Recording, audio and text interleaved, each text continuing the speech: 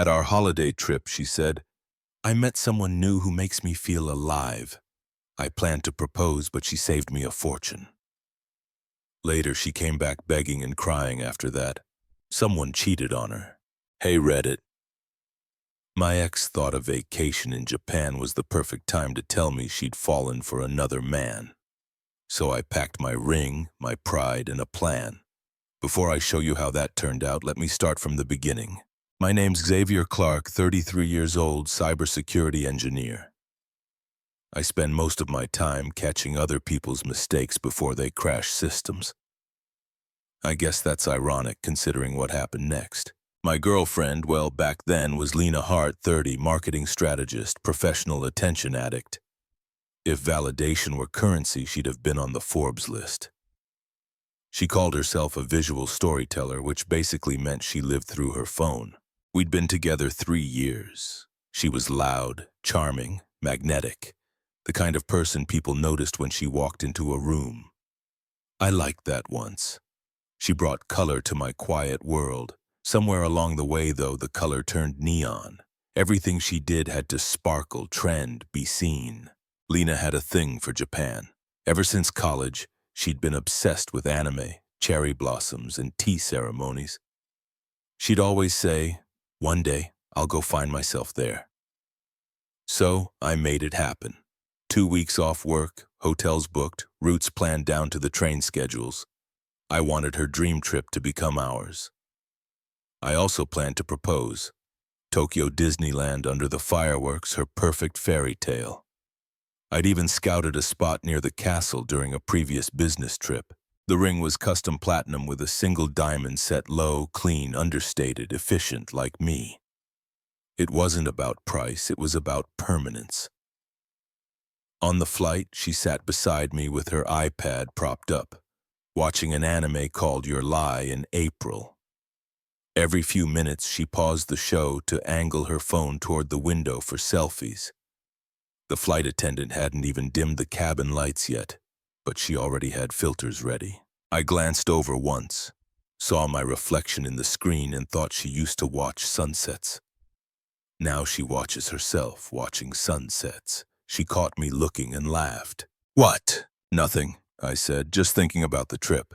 You're always thinking, she teased, sliding her earbuds in. Relax for once. I tried, I really did. The truth is, I loved her.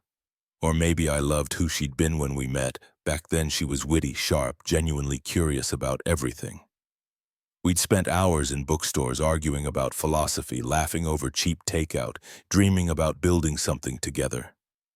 No filters, no audience, just us. But people change. Or maybe they just reveal more of who they were all along. She leaned her seat back and scrolled through her old photos, liking her own posts as she went. I can't wait to finally see Kyoto, she said without looking up. It's going to be so aesthetic. That word used to make me smile. Now it sounded like static. I nodded, half listening, mentally running through the itinerary. 5 nights in Kyoto, 6 in Tokyo, everything precise. I'd booked traditional ryokans, researched local spots, even found a small sushi place owned by a retired chef who only served 6 people a night. It wasn't about flexing money. It was about giving her something real. When she finally fell asleep, I pulled the ring box from my backpack just to feel its weight. Simple, solid, small enough to disappear in my palm. Simple, real, everything she used to be. I whispered to myself. I thought about how we'd reached this point. The last year had been a tug-of-war between her world and mine. She wanted more adventures, more pictures, more moments that looked meaningful. I wanted things that were meaningful. Quiet nights, inside jokes, stability. She said I made her feel too safe, like she needed a little chaos to stay alive. I told her chaos was just poor planning with a poetic excuse. We laughed it off then, but we both knew it wasn't really a joke. The captain's voice broke through the cabin. Ladies and gentlemen, we're beginning our descent into Tokyo, local time 8:45 a.m. Lena stretched, refreshed, already unlocking her phone. We have to get matching yukatas. Oh, and visit Team Lab and maybe do a kimono shoot. Can you take pictures for me? Sure, I said. I've been training my whole life for this moment. She didn't catch the sarcasm. She was too busy framing her next post. Touchdown in Tokyo. Dream come true. As the plane descended, the city unfolded below. Geometry and light, precise like code. I should have felt excited. Instead, I felt a strange calm, the kind you get right before a storm. This trip was supposed to seal our future. I wanted to give her the world, and I thought Japan would be the proof. But somewhere between planning hotels and picking the ring, I'd started noticing the gap between what she said she wanted and what she actually respected. They say Japan changes you. I just didn't know it would turn her into a stranger and me into something colder. I wanted to start the trip with something that would actually mean something to her. Before Kyoto, I planned to stop in Tokyo to surprise her. Tickets to the Qley Museum. They were nearly impossible to get, but I managed to secure 2. She'd always loved Studio Qley movies. Years ago, we'd watched Spirited Away together on my old couch. The night we said, "I love you" for the first time. Back then, she cried during the ending and said, "I wish life felt that magical." When I handed her the envelope outside the museum gates, she squealed and hugged me tight. For the first time in months, it felt like the old her was back. She took 100 photos inside, of course, but between them, she smiled genuinely. We spent hours wandering through the exhibits, talking about childhood dreams and favorite films. For a while, it felt easy again, like maybe this trip really could bring us back together. That hope didn't last long. A few days later, Kyoto greeted us with soft rain and the smell of spring. Cherry blossoms lined the narrow streets, and the air felt slower, calmer. I loved it instantly. Lena didn't. She was too busy turning the trip into a content reel.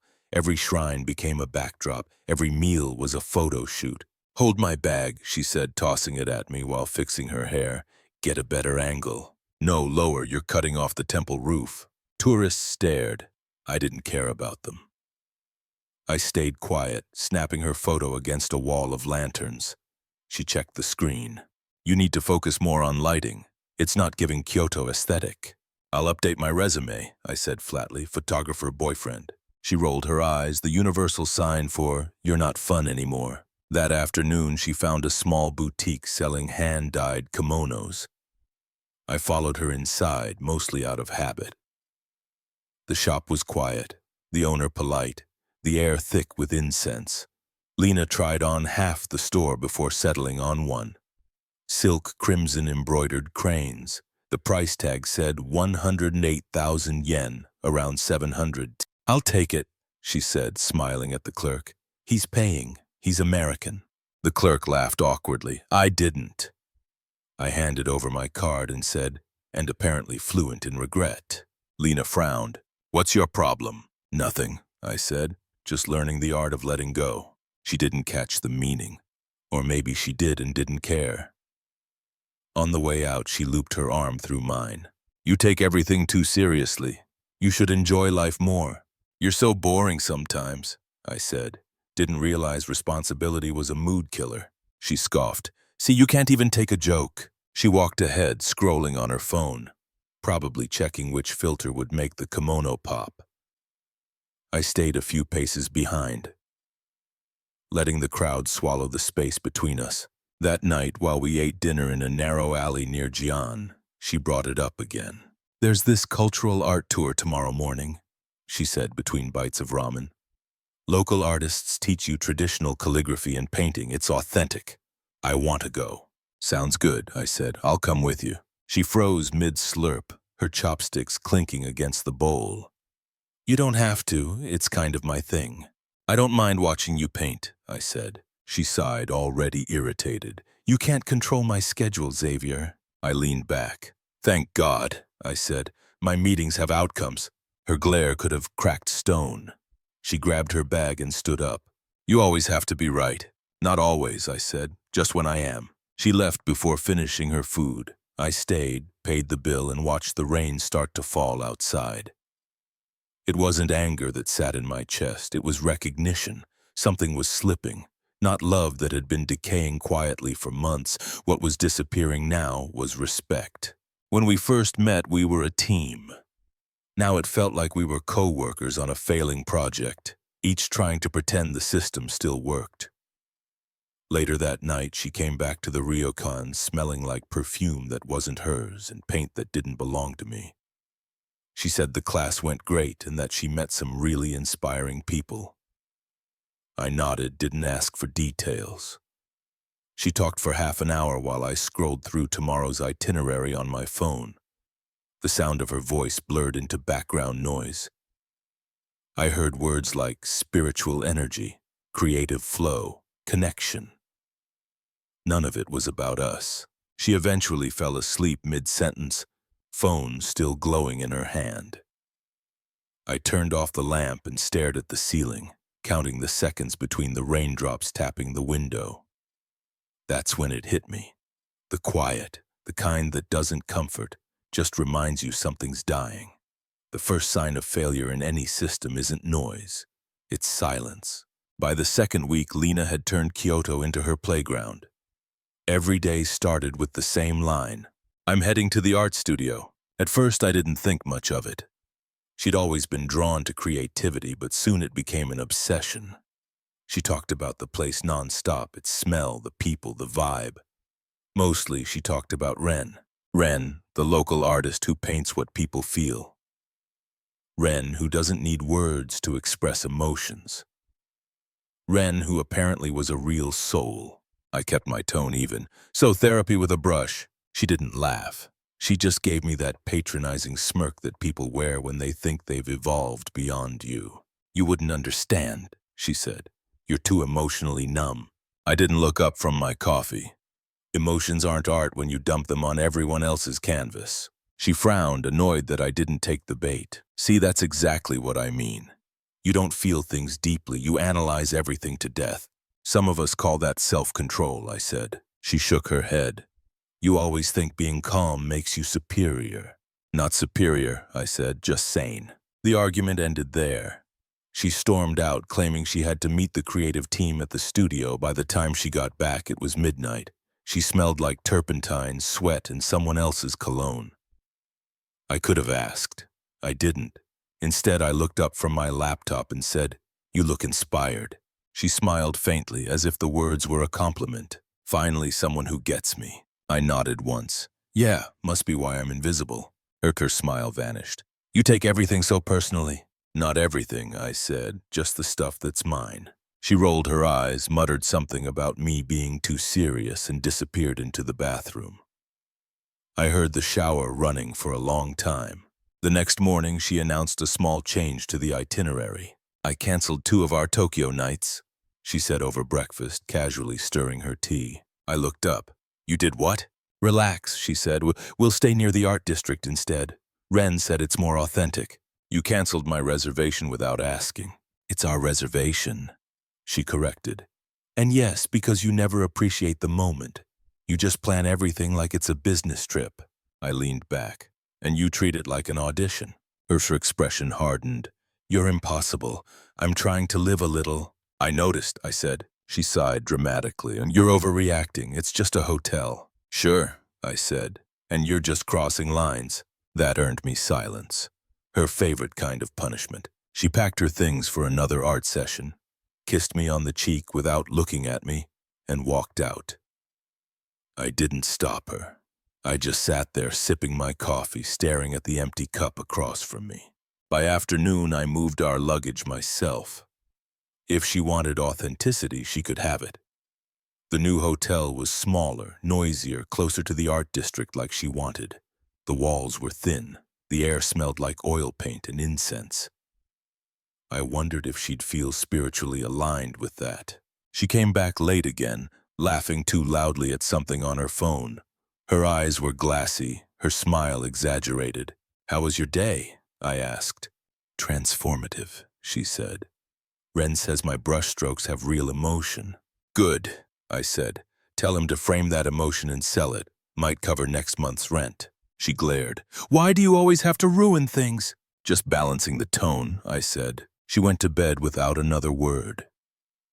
I stayed up checking work emails I didn't need to check, pretending to be busy so I wouldn't have to look at her. The next morning, she left earlier than usual. No explanation, no eye contact, just a casual "don't wake up." That day, I walked through Kyoto alone. The city was peaceful, the opposite of her energy. I passed couples taking photos under cherry blossoms, monks sweeping temple steps, kids chasing pigeons near the Ko River. Everyone seemed present, connected. I envied that. When I got back that night, she was already in bed facing the wall. Her phone buzzed twice before she silenced it. I caught a glimpse of a message preview, just one word. Tomorrow. I didn't ask. I didn't need to. The next evening, I decided to test something. When she got home, I didn't say a word. No greeting, no questions, no sarcasm, just silence. She noticed within minutes. "What's wrong with you?" "Nothing. You're being weird." "I'm just letting you talk," I said. She frowned. "You're acting like I've done something." "Have you?" Her jaw tightened. "You know what? You're paranoid." I smiled slightly. "You said the same thing last time you lost an argument." She stormed into the other room, slamming the door hard enough to rattle the windows. I waited a few seconds, then turned off the lights and went to bed. The next morning, she was gone. No note, no explanation, just gone. By afternoon, she texted, "Stayed near the studio again tonight, early start tomorrow." I didn't reply. That night, I walked down to the vending machines outside and bought a can of hot coffee. It hissed softly as I opened it, steam curling in the cool air. I looked up at the dark sky, at the faint glow of the art district across the river, and realized something. I wasn't angry. Not yet. Anger meant I still cared. I was just done pretending to be blind. Tokyo Disneyland looked like a painting that had come to life. Bright colors, laughter echoing from every corner. Families posing for photos, couples holding hands under pastel banners. It was everything Lena used to say she wanted. Magic that feels real. Standing there, I couldn't tell if I'd brought her to her dream or her alibi. I'd rebooked a last-minute room near the resort that morning. If this was ending, it would end where I'd planned to begin. The ring had been sitting in my pocket since morning. I'd carried it through every ride, every fake smile, every crowd. Each hour that passed, it felt heavier. I couldn't tell if I was waiting for the right moment or just stalling to see if there was still a reason. She walked ahead, weaving through the crowd, phone in hand, taking videos of herself laughing. She laughed to herself, then showed me nothing. I nodded silently. We stood in line for an hour to ride the carousel. She posted 3 stories while we waited, captioned, "Still can't believe I'm here. Dream trip, Japan magic." I wasn't in a single one. By evening, my patience was as thin as the crowd's collective cheer. The sun began to set, painting the park gold.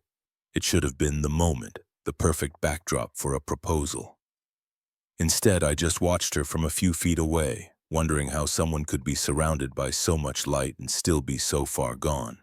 She turned toward me, serious for the first time all day. "We need to talk." That phrase lands the same every time. Flat, sharp, final. I said nothing.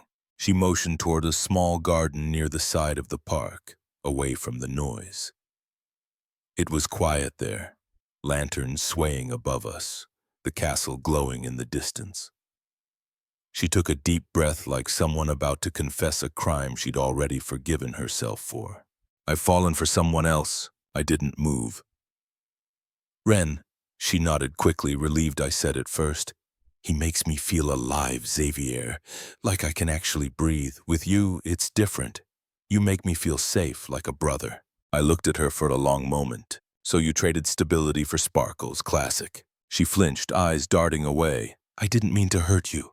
"You didn't hurt me," I said. "You just freed me." Her lips trembled. "You're being cold." "Better cold than naive." She crossed her arms, defensive. "You always have to win, don't you? Even now." "This isn't a competition, Lena," I said. It's a disqualification. That one landed. Her face twisted, pride cracking beneath her expression.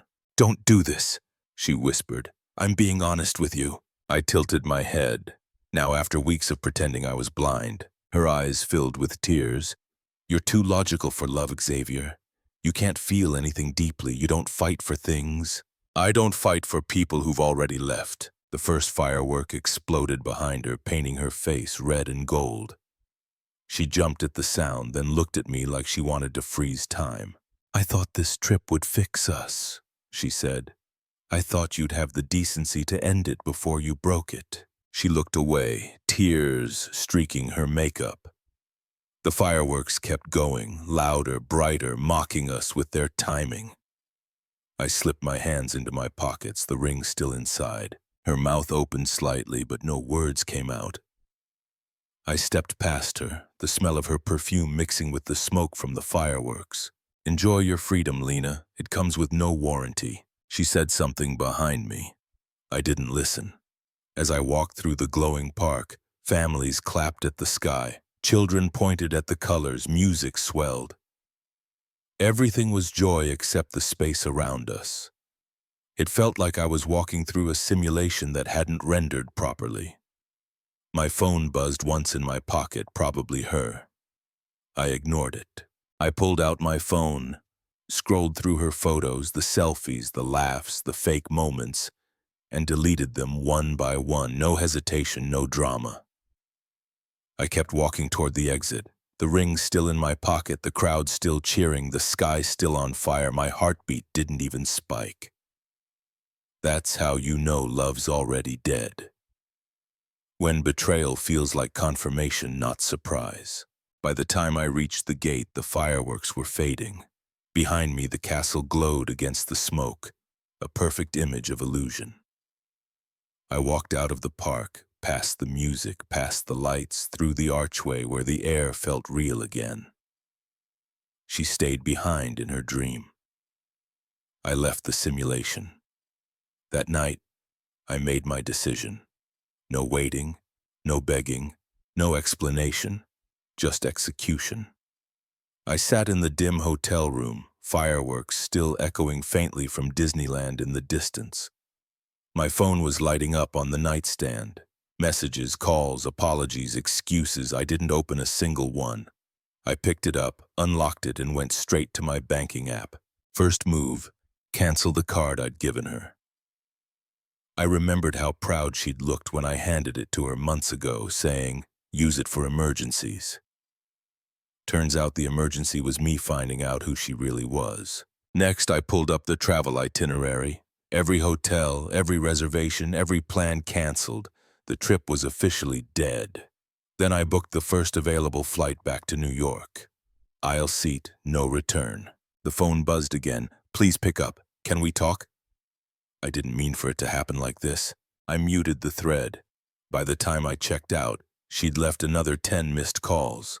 The clerk asked if I'd be checking out alone. I nodded. Just me. He didn't ask questions. Maybe he saw this kind of thing more often than people like to admit. At the airport, I moved like I was on autopilot.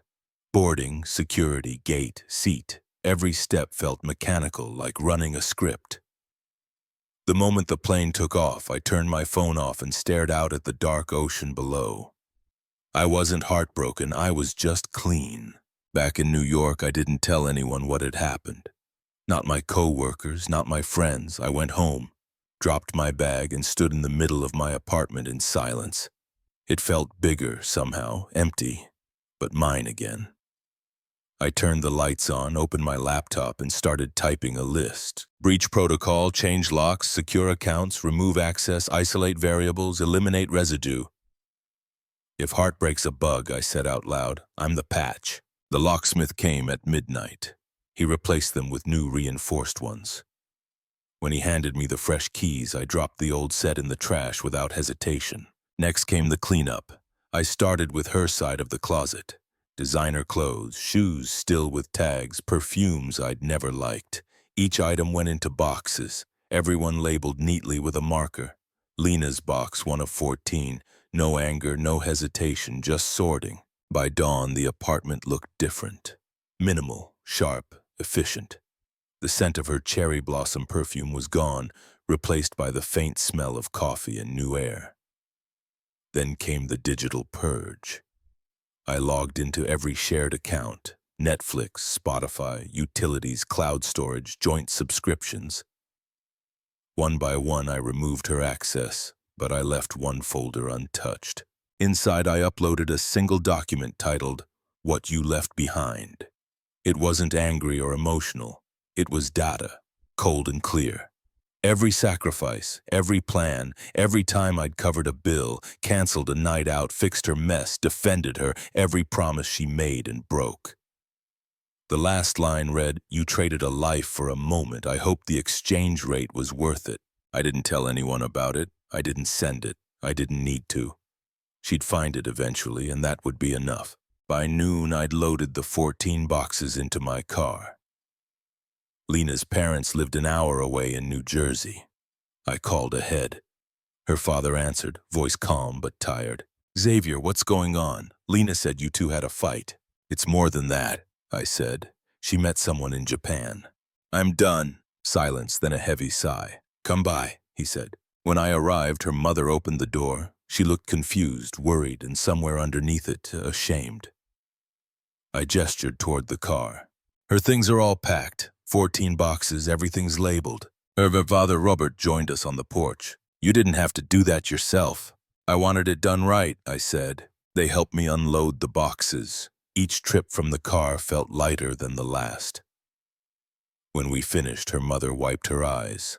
"We didn't know, Xavier. She hasn't called us since you left. We thought everything was fine." "She'll call," I said, "eventually." Robert crossed his arms. "You deserve better, son." "She's lost," I said simply. They invited me in for coffee. I sat for 10 minutes explaining what happened. No anger in my voice, just facts. The kind of clarity you reach after running out of emotion. When I stood to leave, her mother stopped me. "If she calls, what should we tell her?" "Tell her I wish her peace," I said, but she's not welcome back." She nodded, tears gathering again. I shook Robert's hand and left. That night, the apartment was silent again. I poured myself a drink, one finger of whiskey, no ice. I sat on the couch, phone face down on the table. 5 minutes passed. No calls, no texts, just quiet. I looked around at the clean apartment, the order restored. No trace of her chaos left, no perfume, no shoes by the door, no half-drunk glasses of wine. I raised the glass slightly to no one in particular. 5 minutes of stillness, I said. That's all you get before the rebuild starts. Then I drank, closed the laptop, and started planning the next day. 2 weeks passed without a single word from her. The quiet had weight, but it wasn't heavy. It was clean. I'd gone back to work, started running again, sleeping better. The world had reset. Then one Friday afternoon, my phone rang. It was the doorman. "A woman named Lena's here," he said cautiously. "Says she's your girlfriend." "She's not," I replied. "If she doesn't leave, call security." A pause. "She's not leaving, sir." I hung up. 5 minutes later, the pounding started. Loud, desperate, chaotic. I let her knock for a while. The hallway echoed with her voice. "Xavier, open the door, please." I opened it halfway. She was standing there, hair tangled, eyes red, wearing the same trench coat she'd left in. Her mascara had run, but she still tried to stand tall, chin up, pretending she had control. "I just want to talk," she said quickly, voice shaking under the act. "Please make it short," I said. She exhaled, relieved I hadn't slammed the door. "Ren cheated on me," she said immediately, with 2 women from the gallery. I stared at her, expression flat, didn't see that plot twist coming. She blinked, confused by the lack of sympathy. I didn't know he was like that. I thought he understood me. He said I inspired him. Apparently you inspired a few others too. Her lip trembled. "Don't be cruel." "Cruel," I said calmly. "No, honest." She tried to step forward, but I didn't move. "I made a mistake," she said. "I was stupid. You were the one who actually loved me. You always did." I crossed my arms. "And you thought love's a subscription you can renew after the trial ends." Her breath caught. "Please don't do this." This? You mean not pretending anymore? She started to cry. I miss you, Xavier. I can't sleep. I keep thinking about how good you were to me. You didn't deserve what I did. You're right, I said. That made her cry harder. Please, I'll do anything. Just give me a chance to fix it. I stayed silent. Watching her crumble was like watching a system overload. Too many emotions trying to run on zero logic. She reached out to touch my arm, but I stepped back. You can't even look at me, she said. You're really that cold? I shook my head. Not cold, just immune. She stared at me, breathing fast. I still have the messages you sent me from Japan. You said you loved me. I did, I said. Then you debugged that feeling right out of me. She wiped her eyes with shaking hands. I'll make it up to you. I'll do whatever it takes. I raised an eyebrow. What exactly do you think you can fix? The trip, the betrayal, the moment you decided someone else made you feel alive? She swallowed hard.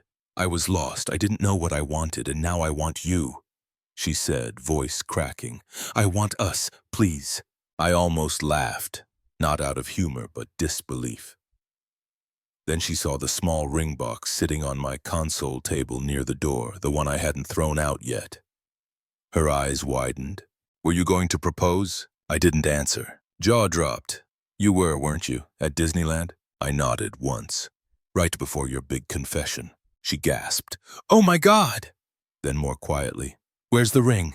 Returned, day I landed. She looked panicked. You still have it. Don't lie. Please, Xavier, give it to me. I'll wear it right now. I mean it. I laughed softly. Even if it weren't, I'm done buying symbols for people who don't understand meaning. She shook her head violently. No, you don't get it. I can't lose you again. I can't live knowing I threw you away for nothing.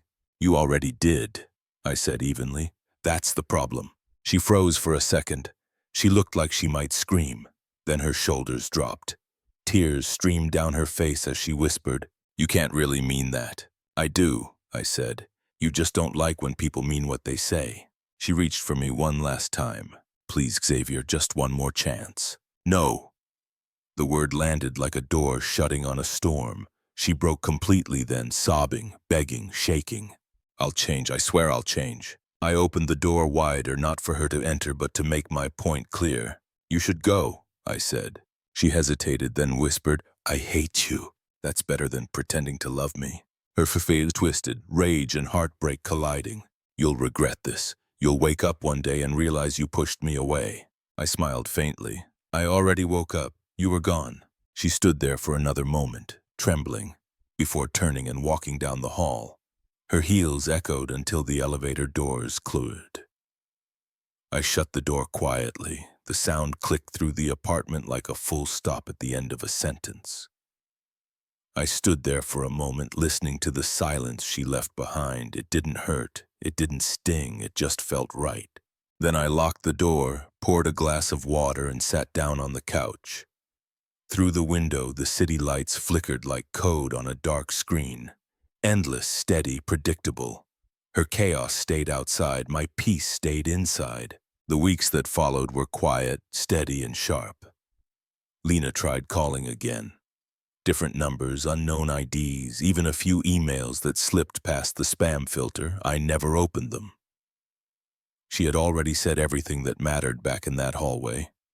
I blocked the new numbers and went back to work. My focus sharpened in ways it hadn't in years. I was getting things done faster, cleaner.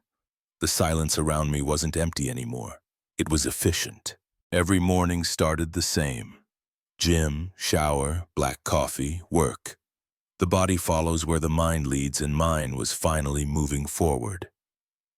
I dropped the weight I didn't need physically and otherwise. By the end of the month, my manager called me into his office. You've been on fire lately, he said. You're running circles around the rest of the team. Just patched a few bugs, I said with a small smile. He didn't get the joke, but I did. Outside of work, I kept things minimal. No parties, no distractions.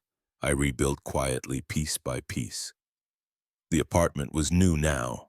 Different furniture, clean lines, no clutter. The walls felt lighter without her framed aesthetic print staring back at me. It looked like I'd finally debugged my own space. Then there was Arya. We'd worked in the same department for 2 years but never talked much beyond meetings. She was a systems analyst, smart, calm, dry sense of humor. No makeup filters, no hidden agendas. The kind of woman who didn't need to perform to be noticed. It started simple. Shared coffee breaks, quiet sarcasm about clients, the kind of laughter that sneaks up on you. She asked once, "You always this composed or just pretending?" "Depends who's watching," I said. "Good answer," she replied, smiling. There was no chase, no manipulation, no guessing games. Just 2 people showing up when they said they would. I didn't realize how much peace that kind of simplicity could bring until I had it. One Friday evening, she invited me to grab dinner after work. We sat at a small place near the office, nothing fancy. She ordered ramen. I stuck with steak. We talked about movies, travel, and work. Not once did she mention relationships or the past. When I walked her to her car, she turned and said, "You know you make things calm. Most people make things loud." It hit me for a second, the same line but from a different mouth. Lena once said, "You make things too calm. I need fire." Arya said it like calm was a strength, not a flaw. I realized then how much noise I'd survived. My phone was clean, but my laptop's cloud backup still had a folder from Japan I'd never opened. Later that night, I sat on my couch, scrolling through old files I hadn't touched since Japan. The photos were still in a folder I hadn't deleted. Most were harmless: temples, markets, a view of Tokyo from the hotel balcony. Then I saw one of Lena standing under lanterns in Kyoto, smiling wide at something just off camera. For a second, I remembered the version of her I'd loved, the one before the filters, before Ren, before all of it. I hovered over the screen for a moment, then deleted it. No hesitation, no emotion, just control. Some men chase revenge. Others build silence so loud their ex hears it from miles away. The room was still. My phone buzzed once. A message from Arya. "Dinner tomorrow?" "Sure. This time I'm not bringing a ring. I'm bringing peace." I put the phone down and leaned back. For the first time in months, I didn't feel like I was reacting to something. I was just living. A week later, I ran into Lena's father at a cafe near my building.